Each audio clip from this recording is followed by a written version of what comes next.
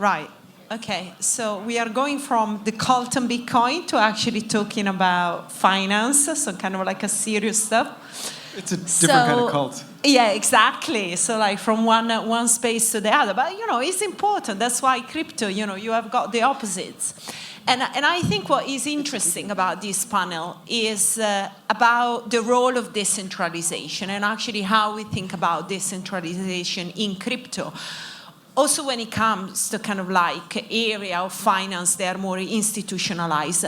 So Jason is Chief Investment Officer at OKX, which is not just a crypto exchange. You also have got different kind of product like wallets as well.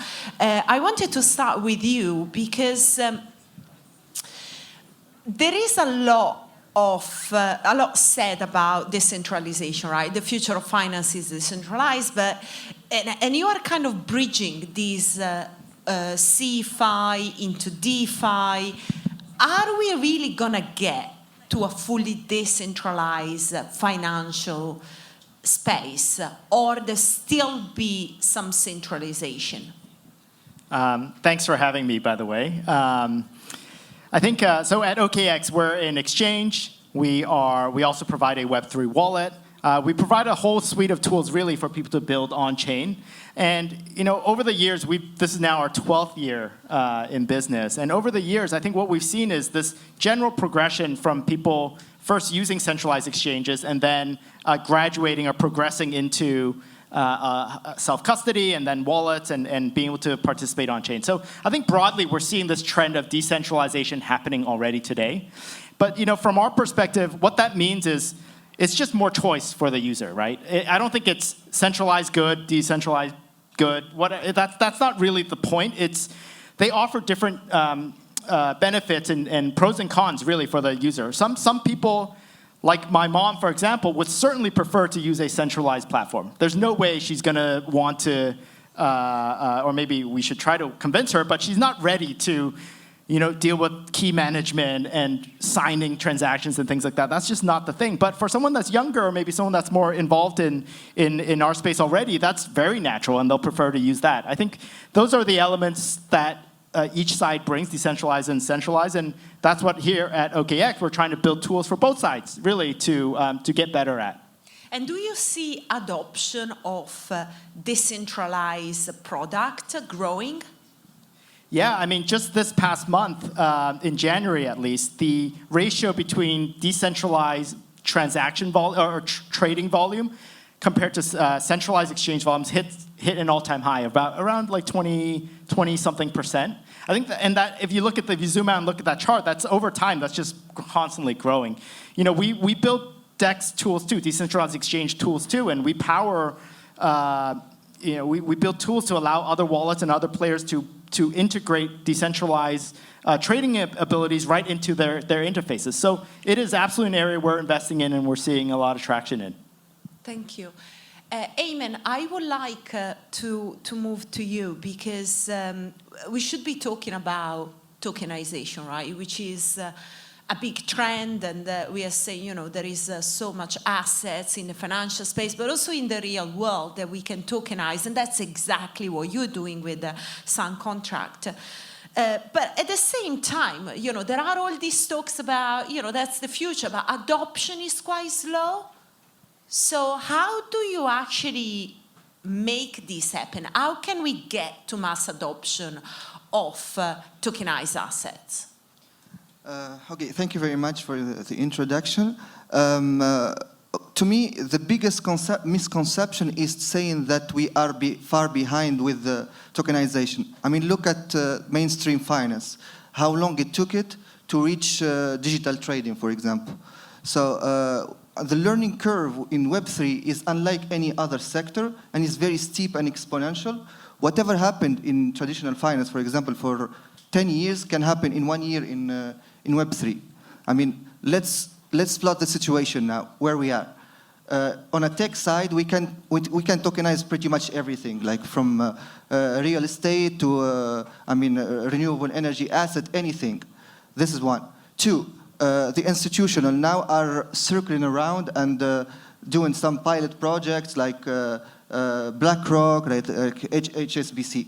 So what is the ingredient missing here, to my sense, is that one, the legal framework should be clearer, at least for the real-world asset.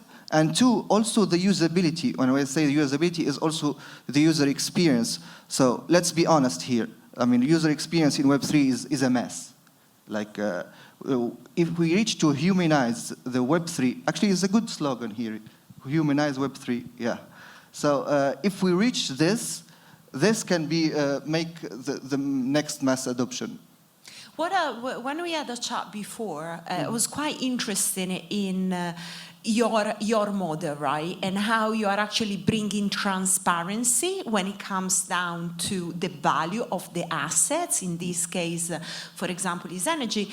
At the same time as I was asking you the question, how do you actually make money? So how do you charge the people that are actually interacting into this platform? It was very interesting to see the perspective that you were bringing, because there was a level of transparency that in the old model is not existing, because you sell me something, but you are actually putting a margin on it that I don't know. How much are you charging me? 20%, 30%? It's not transparent. And that is what is actually changing with the platforms and with the decentralized application. So in SunContract, we operate under two hats. One hat is renewable, is the energy regulations, and the second hat is crypto regulations. So everything was built on top of our peer-to-peer energy trading platform, where producers of renewable energy directly sell to the end customer. So everything is on the blockchain, and they decide the price. So each consumer or producer are linked to a metering point that is official by the government. So they cannot change it, and this metering point is talking to the blockchain, which is visible to everyone. So any kind of transaction of our peer-to-peer is transparent, which, unlike the traditional model, that is opaque. You cannot see where your electricity is coming from and where it's going, is it really the price that electricity bought the price? Is it the same or not? You cannot see anything. So this is one layer of transparency that we are bringing. Also, the second layer is with our NFT platform, where one NFT is equal to one solar panel, which is specific serial number, and whatever produced by that underlying solar panel, you get to see it on the blockchain, and you can either consume in supported countries from that NFT, or you can earn from it in worldwide. Yeah, and the fact that you are actually an energy company, that's like the very interesting things, right? Phoebe, you are a venture partner, at Greenfield, which is one of the leading VC in Web3 in Europe. We talk about tokenization, we talk about DeFi. Where do you see value being created within the ecosystem? Where are you investing? At Greenfield, I think what we witness is where there is fundamentals, where our founders see like research fundamentals. This is the one who makes the most revenue, because they see a problem, they find a real use case, and they go straight for it.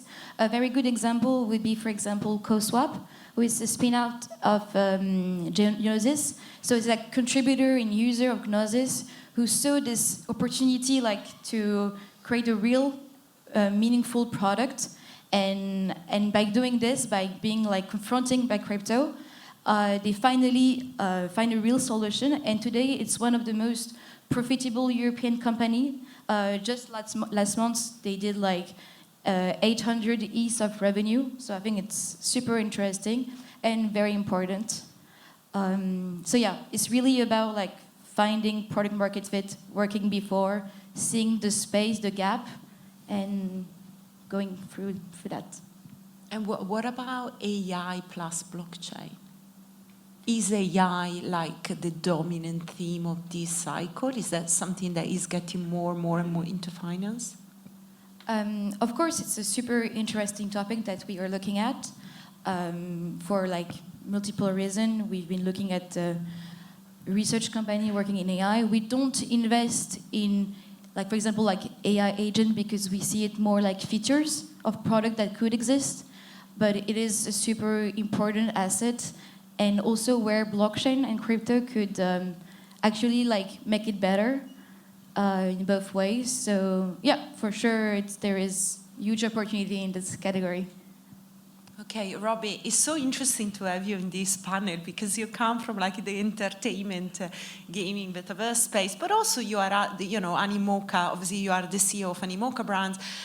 Is also a leading investors in Web3 at the same time an ecosystem builder. At this intersection of finance and entertainment, which is very interesting. And obviously, like in the previous cycle, there was this hype around NFTs.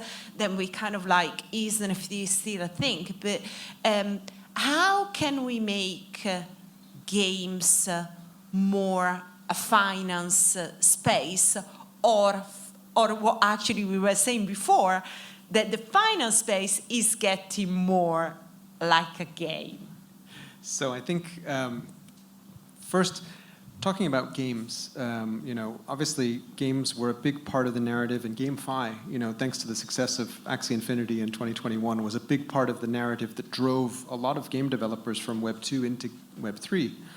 I think that we have had a lot of breakout hits amongst Web 3 games. Stuff obviously like Pixels or Off the Grid, and there's many titles that have found really strong product market fit with their core base of audience. But I think one thing that you have to remember when you kind of do an analysis of the game industry in Web3 overall is that you need two things. You need to have the demand from users, but you also need to have distribution. And the game industry has, for the most part, had zero distribution because the mobile platforms, the existing web game platforms have all been actively hostile to Web3 games, largely disallowing us to put our products up for sale in their marketplaces. So I think given that headwind of distribution challenges, I think that actually we've done a great job, frankly, in the game industry. So I think that needs to be a part of the assessment. And we're seeing more and more games being kind of fitting product market fit in areas that were unknown before. So Telegram gaming is getting much bigger. We now see console games employing Web3 features. The app stores have started to have a little bit of glimpse of flexibility in their policies towards Web3 features in their games. I think we were talking just sort of before the panel about the idea that actually much of Web3 is quite gamified to begin with, right? I would argue that actually sort of the degen preoccupation with airdrop farming and token trading and all this kind of stuff, sniping on meme coins on Solana, it's all very gamified, frankly. It's what we enjoy because tokens allow us to have these incentivized networks where we can reward certain kinds of behavior and loyalty, et cetera. And so I think it's very much at the root of a lot of the different kinds of products that we create, which is why we've found a lot of consistency, I think, in our approach across Web3, even though we came from games and entertainment, but actually it gives us insight into consumer behavior in finance, in DePIN, in RWAs, and lots of other areas too. And maybe it's not so far away, like we were saying before, about the models that Revolut is using and some of these like new banks. You were rightly pointed out, they are kind of using kind of like a gamified way to get customers. Of course. And we've seen this like in the game industry, we always think very much, particularly in mobile games, about how you onboard users into apps and how to cut down the number of clicks to, between downloading the app and within 3 clicks they should be able to buy something because you want to cut that onboarding flow to be as perfect as possible so that people start consuming more stuff in your app. And that applies, that's just good UI UX. It's not necessarily unique to games. And so we see those kind of learnings applying across other industries. It just often happens to start in games because we're an industry of big, tech-hungry early adopters, and so a lot of technologies actually get proven inside games and then adopted for other applications outside subsequently. Jason, what's about gamification within OKX? Yeah, I mean, to Robby's point, gamification is just one way of engaging the user, but it's also important to understand what the user actually wants at the end of the day, right? If we're trying to simplify the onboarding process, which is very important, that's the step we need to reduce the clicks, reduce sort of the burden on users, and to reward them, which is part of the gamification process, to do things that they would already want to do, I think is extremely powerful sort of a user shaping behavior. And we implement it quite a bit across our product journey for our users. Yeah, interesting. And Aymen, I know that you had a guest this morning here at the conference as well, with the NFT that you have created. Yeah, it's a silly thing. Well, but it's a silly thing, but it's all about community, right? We are talking about decentralization, and the community is the core of that. Yeah. Just we for this event we said, okay, we will print one NFT and we will hide it somewhere, and whoever finds it, he will actually win that NFT of the solar panel that is generated revenue. And we did it like as a joke, but it went crazy around the booth. And I found it within 2 hours. I don't know how. I don't even know where they put it. My colleagues put hid the picture. Yeah, but on a business side now, we are very open for gamification within our NFTs platform. We just need to find the right game for us, in a sense that we can make it our NFT transusable between two words. Like they can, for example, win the revenue generated by the energy, but at the same time use that NFT to plug it in their robot in the video game to fight other robot and win something else. So it's all about the game aspect before the revenue from it. I think something quite interesting that I just wanna share here. We were talking earlier. Obviously, you're tokenizing energy, right? And what does it mean doing a decentralized way? And then you brought up this example, right? I live in an apartment, and I don't have solar panel on my, because obviously, I don't own the building. But I'm going to be able to actually have some NFTs and tokenize some, and do that kind of tokenization using solar panel on my phone. So that way I can kind of be part of the ecosystem, but without having the solar panel on my roof. Actually, yeah, so putting things into perspective, this NFT platform was built on top of another platform, which is peer-to-peer energy trading platform. So whoever buys this NFT, for us, he is like a producer of renewable energy, because he owns an NFT that is generating electricity. So with this electricity, within the peer-to-peer trading platform, he is free to do whatever he wants. He wants to consume it in his house, in supported countries, of course, but also he is free to give it for example, I love you, I will give you my energy. It's mine. So. Yeah, so let's go back to the decentralization aspect, and what actually regulation, for example, and maybe we have seen lots of positivity coming from the US. What will be, and I would like you all to answer that, what will be a piece of regulation that will really make the difference in decentralized finance? Okay, I'll start on this one. I think it's going to be the clarification of the difference between commodities and securities. I think that's probably the biggest one, because when we think about institutional crypto adoption, most institutional money, like traditional institutional money, is still going into Bitcoin primarily, because Bitcoin has the most regulatory clarity as an asset class. And so, within the altcoin ecosystem, EVM, et cetera, it's mostly Web3 native investment funds and investors participating, because your traditional funds just don't feel that level of comfort that there's regulatory clarity around, barely Ethereum, much less any other tokens. So I think that's, in my view, probably the biggest step. So for me, the most important would be that they say clearly that DeFi applications are not regulated yet, because I feel they need the time and the space to grow, to really become an industry. We're still in such an immature sector.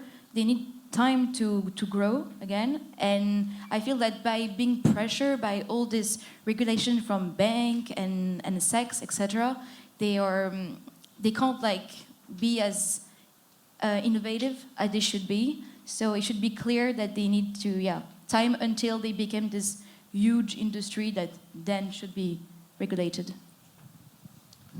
For my side, I think, yes, like Robby said, about the clear distinction between security and commodity, but also utility tokens. Because at the end of the day, the SEC is attacking all kind of token under the banner that they are security. So once we cover this, also another clear framework for tokenized real-world asset,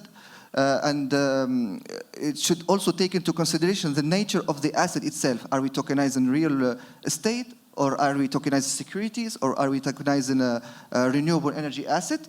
Once we have these legal framework, if America does it right, I think it will lead the next financial revolution. Otherwise, nature hates the void. Another jurisdiction will fill the gap, and it will lead the way.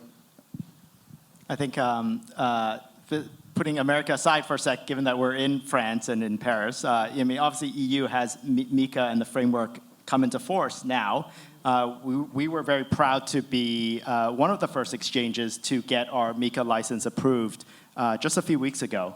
And so we're pretty excited to be able to offer our services to people here, sitting here, but also around the EU and the EEA. So that's pretty exciting for us. In the US, for us, I was just in New York, and there's tremendous sort of energy around what lawmakers and policymakers are working on now on Capitol Hill. There's great expectation that within the next 6 months, we'll get both a stablecoin bill to get clarity on stablecoins, but also clarity on sort of market structure bill, which will answer some of the questions that you just talked about, Robby and Aymen, that around what tokens are what and who regulates what. So there's a lot of work to be done there, but I think this is the time where those bills and all industry participants like ourselves are now putting effort to producing constructive comments around what should that look like. So there's this really great window where all of us really can have an opportunity to shape what that's going to look like in the next 6 to 12 months. Pretty exciting times. And what we kind of agree on this panel is that there will be that mix, the hybrid model between centralized solution and decentralized solution. Is that where you see, for the time being? But actually, are we going to ever get to full decentralization? I still want to know. Okay, Is that I'll take a shot at that. Okay. In the short to medium term, definitely not. Because I think one of the challenges is that as early adopters, as much faith as we may have in code, and code being law, code isn't actual legal law, and part of the challenge is always figuring out, when it comes to consumer protection, which is where most of the regulation stems from, how do we build a framework that allows for there to be accountability? And decentralization, unfortunately, makes that very challenging. And so I think the regulation will always lag, but will be very difficult to form in the absence of being able to have accountability for who's responsible if consumers are scammed, or if technology fails and assets are lost, and these things can happen. So I think that's a big obstacle, I think, that the industry needs to overcome. Sorry. On my side, I think we don't always need to be fully decentralized. It really depends on the product, the use cases, and the users. I mean, for example, and your priorities, of course. For example, Hyperliquid, they have 4 validators. Their goal at the end is to be fast to execute and user onboarding, and they have 4 validators, and I think that's logic for beginning. After you have like Solana, who is getting better and better to be decentralized, still centralized compared to Ethereum. And even Ethereum, at the beginning, it was an idea of one guy, then 15 validators, and 10 years later, it's 10,000 validated nodes. It's like an impressive ecosystem. It's one of like the most decentralized ecosystem that we have. So it just takes times. And like every product should take their time to build their product, execute, and then most of the like later become decentralized. But yeah, in the short and mid-term, no full decentralization, and that's better for everybody. From my side, I would think that it will take too long for a full decentralization if it happens. Because yes, other than accountability, let's assume that we have a DAO, for example, and this is the Mother Teresa of DAOs. It's pure and no evil in it. There's still some need of a centralized entity that is executing the DAO's decisions. Which it just can't happen with the fully decentralized way. The challenge is to find this sweet spot between decentralization of the infrastructure, for example, and some kind of centralization of governance or execution with limited rights. For example, us in SunContract, we have decentralized model of producer and consumers, but still there need to be a centralized entity that is licensed in electricity to do the settlement and make sure that the grid is congestion doesn't happen, and all. So we still need this centralization aspect.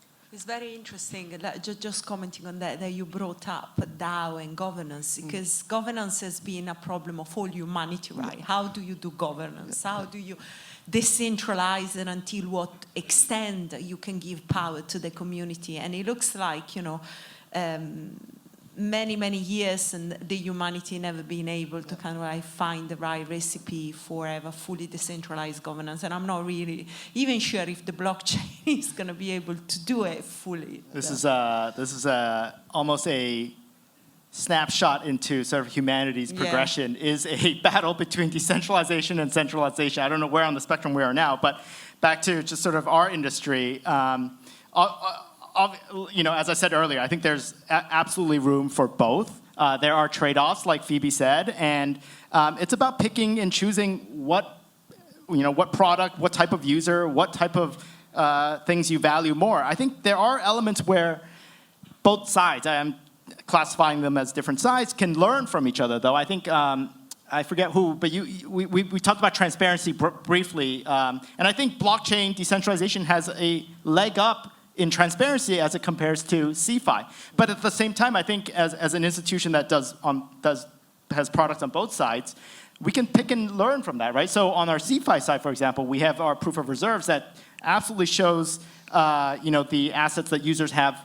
We show the addresses, we show you that we have not moved them, we have not done anything nefarious with them, and that's taking the best of both sides in some sense to allow for users to pick and choose. Okay, well, I think we got at the end of the panel. Thank you very much, Robby, Phoebe, Aymen, and Jason. Thank you. Thank you, Stefania. Thank you.